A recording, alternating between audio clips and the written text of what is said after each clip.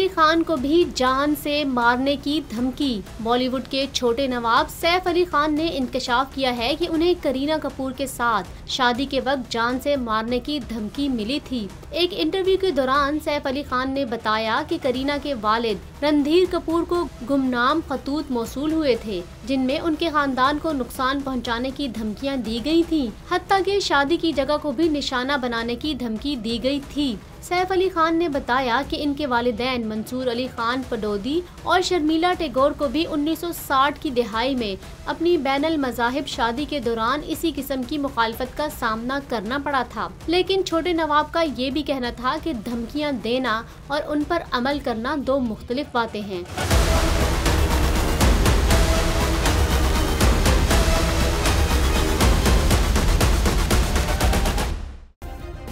Subscribe करें और bell दबाएं ताकि कोई खबर रह न जाए।